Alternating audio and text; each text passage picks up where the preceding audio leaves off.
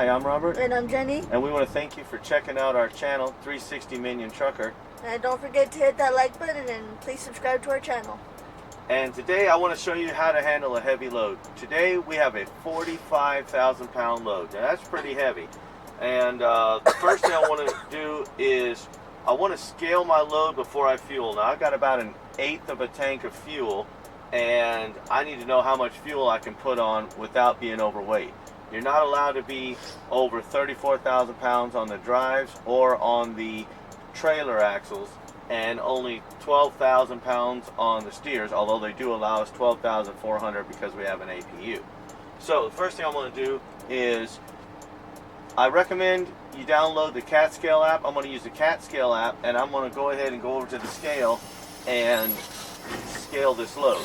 So let's head on over to the scale and see if this load is legal and if I got the tandem set right.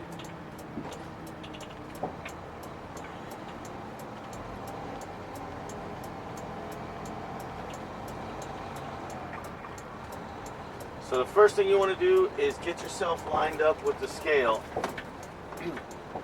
and make sure you're straight on the scale and you pull all the way up to the call box on the scale. Now we won't be using the call box. If the app was working this morning, we shouldn't have to use the call box. We will just do our weight with the app. And I recommend using the app because, number one, most companies pay for using the app and you don't have to pay anything out of pocket to scale your load. So I pull all the way up to the scale. I'm going to place it in first gear and shut it down in first gear. I want to make sure I'm completely on the scale. And then I'm going to call box 2067.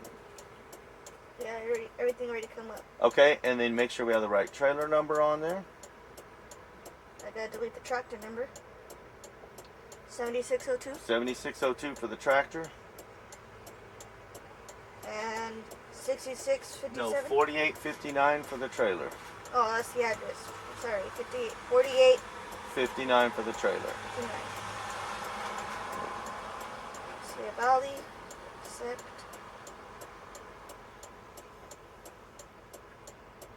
$11.50. Yep. And that's what it costs now, is $11.50 to weigh your loads. So you just wait for it to connect. If they answer their machine. There we go. And then you can actually see your weights and see if you're legal. Now I'm 12,080 on my steers, 29,300 on my drives, and 3160. So we are legal. Now we know that we can put on a full load of fuel because diesel only weighs about 8 pounds per gallon. Alright, so we've scaled our load now. We found out that we can actually put on enough fuel, so we went ahead and filled up. I don't know if you can see this, but before we fueled, we were at 12,080 pounds on the steers, 29,300 on our drives, and 30,160. Now, diesel I usually estimate at 8 pounds per gallon, so we only took on about 1,500 pounds. Alright, so we'll still be at about 30,000, just over 30,000 on the drive, 30,500 and something. So now what I want to do is tell you how to take off with a heavy load. We're going to go ahead and take off from the truck stop because it's got a good hill to climb going out. And a lot of drivers make the mistake when they go to take off, they take their foot off the brake, give it gas, and let out the clutch. A lot of new drivers. Now, experienced drivers don't.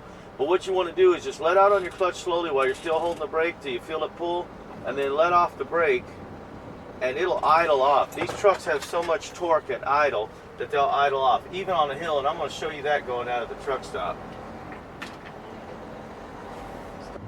Okay, so we're here at the exit, and I don't know if you can see over to the right, but that is a steep climb.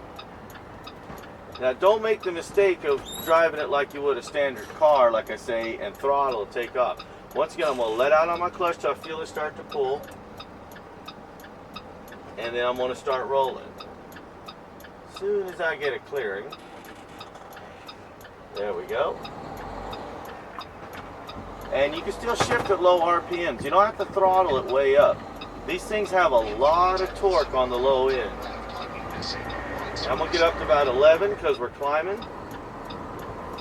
And see, it'll still pull out in the next gear. You don't have to wind it all the way up. Now, I just shifted my low range gears. I'm about to shift my high range gear. So I got up to about 1300 RPMs for this hill.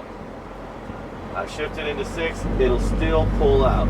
You're not gonna take off fast, but this is not like driving your car where you're in a hurry to get everywhere.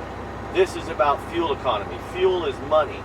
And right now, the average price across the U.S. is somewhere around $3 a gallon, a little more. Here, it was $2.84 is what we got it for. So I'm coming up to my stop sign. Same thing when you stop. Don't race up to the stop sign and then jam the brakes.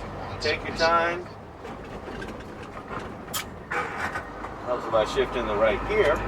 Alright, pull up to the stop sign nice and easy. Now I'm going to go ahead and let this car go, because it's going to take him less time to get to this intersection than it is me. Same thing. Idle off nice and easy. 900 RPMs this time because we're at the top of the hill. Now this is a steep downhill to get on the freeway. So what you want to do, I'm going to skip shift from 4th to 6th. I'm not going to go into 5th. But you got to make your shifts a little quicker on the downhill because it's going to pick up speed faster. When you're going uphill, your shifts are the same. You don't change how fast you shift, but on a downhill, you got to shift a little quicker or you'll miss your gear.